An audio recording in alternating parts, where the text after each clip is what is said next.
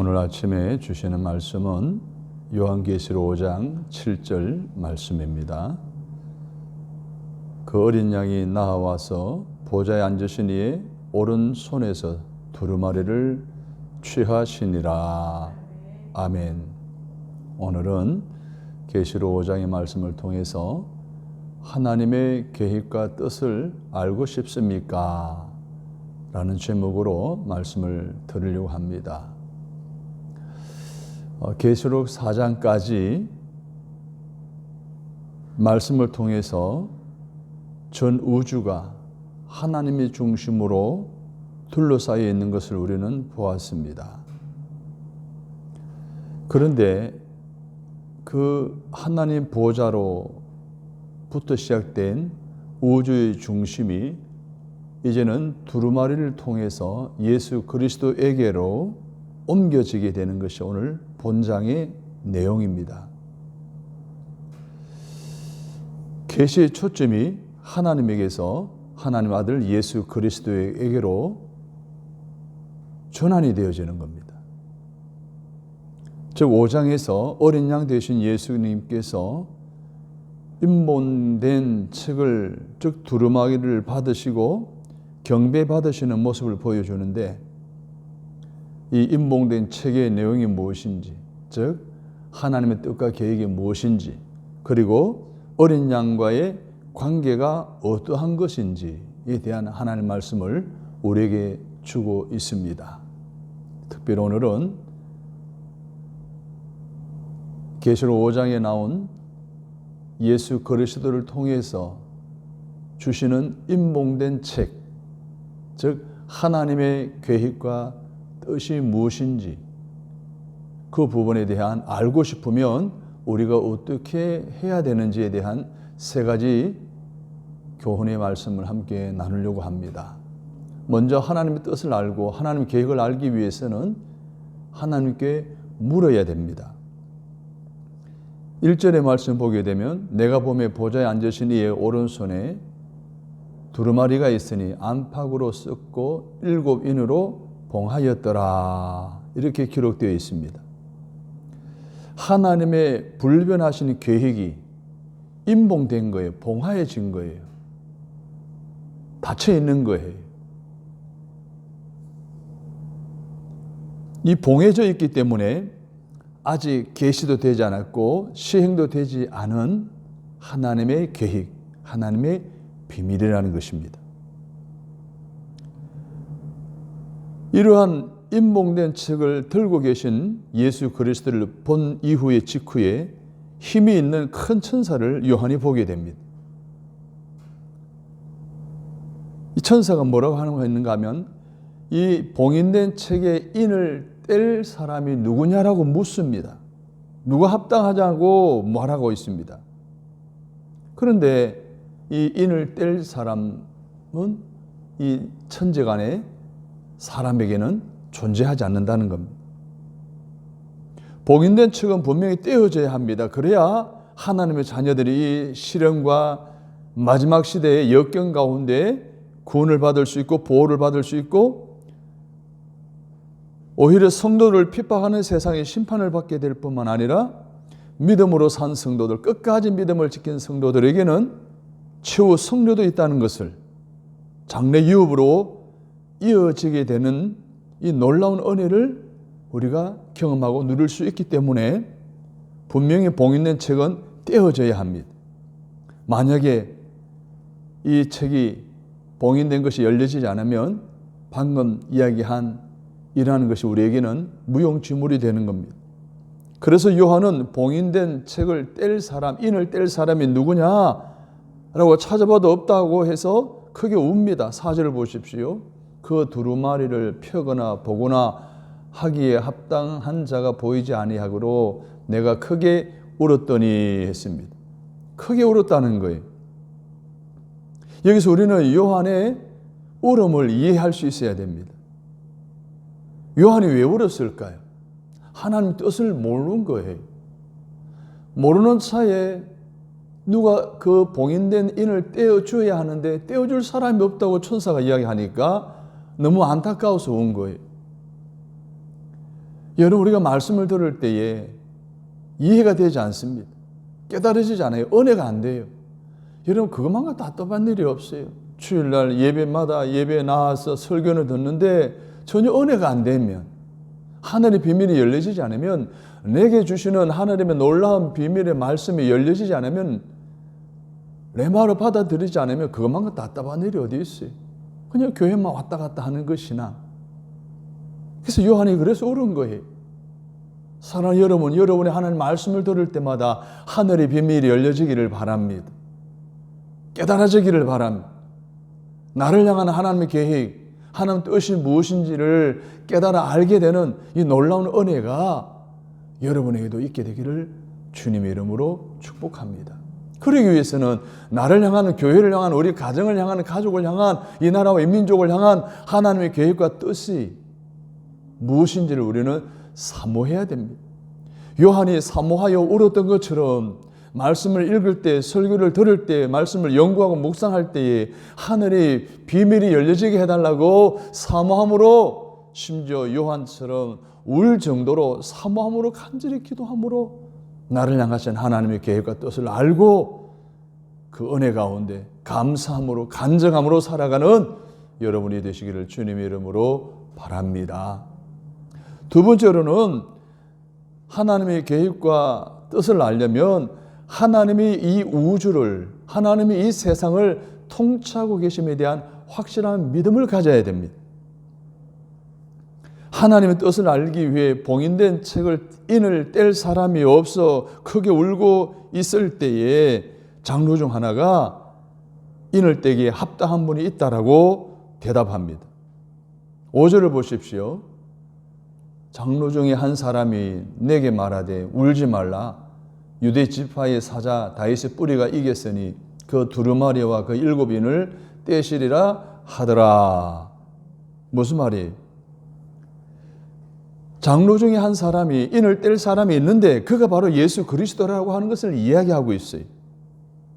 즉 예수 그리스도가 승리했다는 거예요. 십자가 위에서의 유다 지파, 뿌리인 예수 그리스도가 죄를 이겼다는 이야기를 하고 있습니다. 창세기 49장 9절 10절에 의하면 유대 지파는 메시아가 오실 지파로 예언이 된 바 있습니다. 더 나아가 사자는 승리와 힘의 상징인데 이는 예수 그리스도를 승리의 상징으로 지금 표현하고 있습니다. 한 장로의 말을 듣고 난 후 요한이 보니까 보좌와 내생물과 장로들 사이에 어린 양이 서 있어요. 어린 양은 7뿔을 가졌어요. 7눈을 가진 거예요. 완전한 능력을 가졌다는 게 7뿔을 가졌다는 거예요. 7눈을 가졌다는 것은 완전하게 모든 걸 다 보신다는 거예요. 이라는 어린 양이신 예수님께서는 성령으로 능력을 갖게 되고 성령을 통하여 우주를, 세상을 통치하고 계시고 바라보고 계시다는 거예요.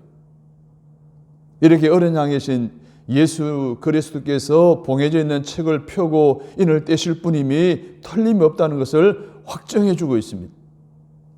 그래서 하나님께서는 자기 오른손에서 봉한 책을 어린 양에게, 인을 떼기에 합당한 어린 양인 예수 그리스도, 십자가에서 모든 죽음과 사망을 이기시고 유대 지파의 다윗 지파의 후손에서 날 그 예수 그리스도로 말미암아 뿔을 가지시고 눈을 가지신 완전한 능력과 모든 걸 다 감찰하시는 능력을 가진 예수님에게 그 책을 전달하는 거예요. 7절을 보십시오. 그 어린 양이 나와서 보좌에 앉으시니 오른손에서 두루마리를 취하시니라. 이제 어린 양이신 예수님께서는 하나님의 계획대로 우주를 통치할 권세를 갖게 되셨습니다. 마태복음 28장 18절에는 뭐라고 하고 있습니까? 예수께서 나와 일러 가라사대 하늘과 땅의 모든 권세를 내게 주셨으니.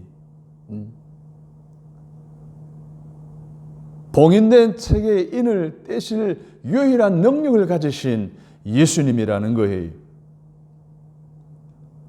그러므로 봉해져 있는 하나님의 계획은 예수님에 의하여 이루어지게 된다는 사실임을 믿으시기를 바랍니다. 우주의 통치는 어린 양이신 예수님께서 통치하시는 거예요. 이 예수님께서 성령을 통하여 완전한 능력으로 지금도 우주를, 세상을, 오늘 우리의 삶을 감찰하고 계실 뿐만 아니라 살피고 계시는 거예요. 시편 33편 13절 15절에 보면 여호와께서 하늘에서 감찰하사 모든 인생을 보시며 그 거하신 곳에서 세상의 모든 거민을 하감하시도다. 저는 일반의 마음을 지으시며 저희 모든 행사를 감찰하시는 자시로다. 할렐루야. 다 보시고 감찰하시고 통치하시고 다스리시는 거예요. 사랑하는 여러분, 온 우주를 통치하시는 예수 그리스도, 그분의 능력을 여러분이 깨닫고 있습니까? 그분이 이 세상을 통치하고 계시고 감찰하고 계시고 다 하감하며 살펴보고 계시다는 사실을 의식하고는 살아가고 계십니까? 그것을 의식하고 살아간다면 우리는 매일 매 순간 그분 앞에 무릎을 꿇어야 됩니다. 하나님의 계획이 예수 그리스도에 의해 성취되고 우리도 그 계획 속에 들어있음을 우리는 기억해야 됩니다. 그렇다면 나에 관한 모든 것, 주권자 되신 그분의 통치에 맡겨버려야 되지 않을까요? 나의 모든 걸 다 하감하고 계시는 그분 앞에 낱낱이 고백하며 드러내놓고 그분의 오른손에 모든 것을 올려드려야 되지 않을까요?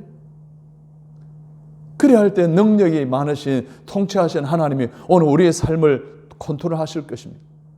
우리의 삶에 무엇이 필요한 걸 다 아시고 그 모든 걸 다 공급해 주실 것입니다. 위험에 처할 때는 목자가 어린 양을 지팡이로 건져내듯이 오늘 우리를 그 위험으로부터 건져내실 것이고, 목자가 양들을 푸른 초장 맑은 시냇물가로 이끌어 가듯이 오늘 저희들의 삶에 있어서 여호와 이레의 축복으로 무엇이 필요한지, 무엇이 결핍되어 있는지, 무엇이 꼭 있어야 할 것인지, 어디로 가야 할 것인지 다 아시는 하나님이 오늘 우리의 매일매일의 삶 속에 앞장서 이끌어 주시지 않으시겠습니까?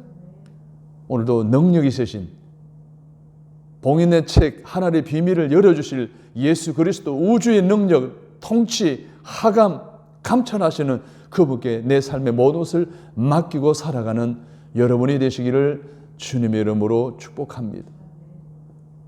세 번째로 우리가 하나님의 뜻과 계획을 알기 위해서는 하나님께 기도하고 찬양해야 함을 말씀해 주고 있습니다.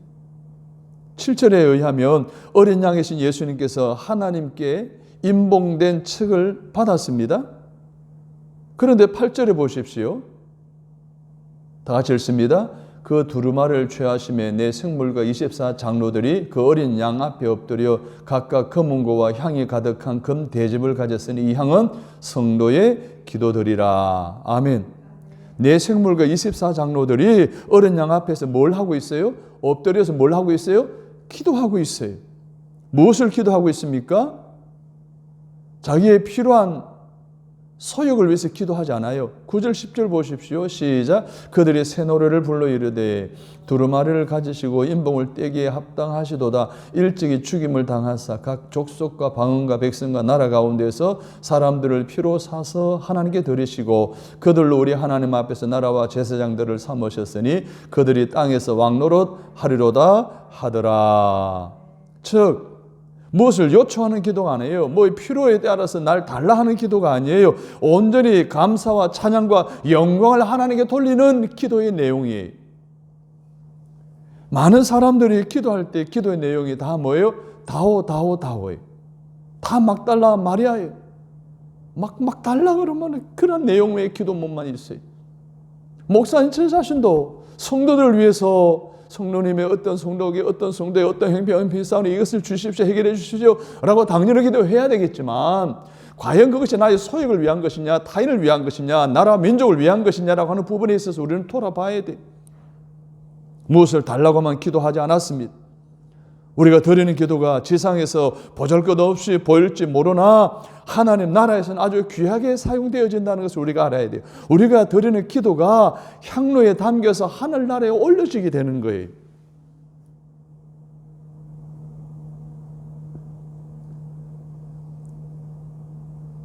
사랑하는 여러분, 여러분의 기도가 하나님의 행하시는 일들에 대한 감사의 기도가 되시기를 바랍니다. 하나님 영광 올려드리는 기도가 되기를 원합니다. 무엇보다도 그분을 마음껏 찬양의 기도를 올려드릴 수 있는 여러분의 기도의 지경이 넓혀지고 기도의 방향이 바뀌어지고 기도의 깊이가 하나님 뜻에 합당한 그런 기도이기를 주님의 이름으로 축복합니다. 두 번째로는 내 생물과 24장로가 엎드려 기도가 난 다음에 또 행한 것이 있어요. 바로 찬양이었어요. 어떤 찬양을 드립니까? 9절 10절에 나와 있는 내용이에요. 일찍 죽임을 당하신 예수님, 모든 나라들 가운데서 사람들을 자기 피로 사신 하나님께 드리신 그들로 나라와 제사장들을 삼으셔서 땅에서 왕노릇하게 하신 예수님을 찬양하고 있는 거예요. 무슨 말이에요? 예수님의 구속 사역을 통해 새로운 시대가 열리기 때문에 그러한 일들을 주도하시는 예수 그리스도를 찬양하라는 거예요. 찬양의 주제는 뭐예요? 어린 양 예수 그리스도의 높으신 덕을 찬양함이었습니다. 내 생물과 24장로들만 찬양한 것이 아니에요. 계속 보니까 천사들도 찬양하고 있어요. 12절을 보십시오. 큰 음성으로 이르되 죽임을 당하신 어린 양은 능력과 부와 지혜와 힘과 존귀와 영광과 찬송을 받으시기에 합당하도다 하더라. 그리고 자연 만물도 또한 계속해서 찬양을 하고 있어요. 찬송과 존귀와 영광과 능력을 세세토록 돌릴지어다. 즉 하나님의 영광과 그리스도의 구속을 찬양하는 것이 우리의 최대의 의무입니다. 우리 성도의 의무라는 거예요.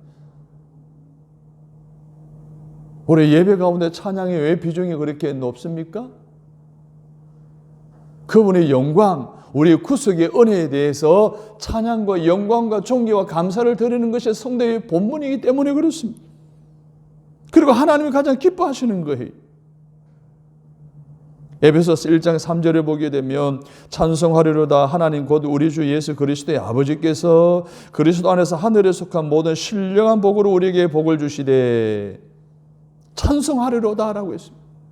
하나님의 복 주신 것에 대해서 찬송하고 응답하신 것에 대해서 감사하고 오늘 우리의 삶을 하나님 뜻대로 통치하시고 계신 것에 감사하고 우리의 삶을 다 감찰하고 계신 것에 대해서 감사하는 찬송을 드리라는 거예요. 그런 주 예수 그리스도 어린 양을 향해 찬송을 드리라는 거예요. 오늘 우리가 일상에 예배를 드릴 때에 찬송을 드릴 때에 과연 우리는 어느 정도의 그러한 마음과 정성을 담아서 찬송을 드리고 있습니까? 마음은 어느 정도 담고 있습니까? 우리는 예배시나 일상생활에서 찬송과 기도로 이런 의무를 다하고는 있습니까? 우리의 찬송은 어느 정도입니까? 예배와 기도는 어떻습니까? 하나님께 합당합니까? 입술로만 건성건성하고 있지는 않습니까?